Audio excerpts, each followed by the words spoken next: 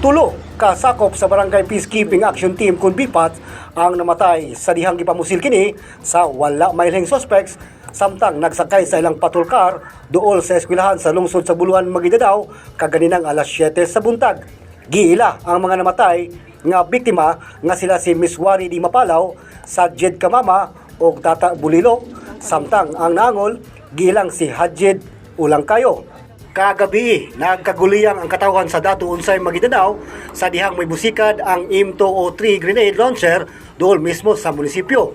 Siyam ang naangol, apil nini ang upat ka minor de edad sa dihang mibuto ang usa ka M203 grenade launcher bandang alas 7 sa gabi.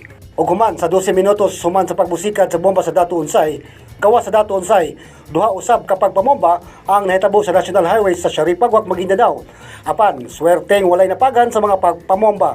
Sa iyang pahayag sa media, gisaysay ni Sharipagwak Secretary to the Mayor Anwar Imblawa nga murag granada ang gilabay sa ilang lugar apan walay naigo. Gipahugtan sa Armed Forces of the Philippines o sa Philippine National Police ang seguridad sa lugar samtang padayong giimbestigahan ang insidente. Ako po ay nananawagan na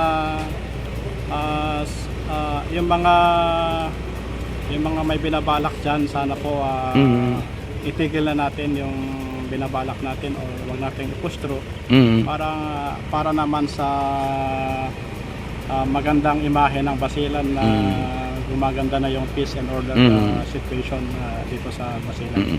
Ito ngayon ang sa iyang Facebook Live, gisaysay ni OJ Balayman nga gipanghasi usab sila sa ilang kalaban.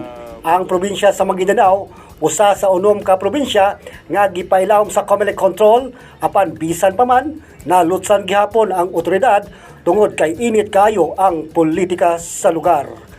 Regional Yaman Newsline Philippines, Province of North Cotabato, stay safe.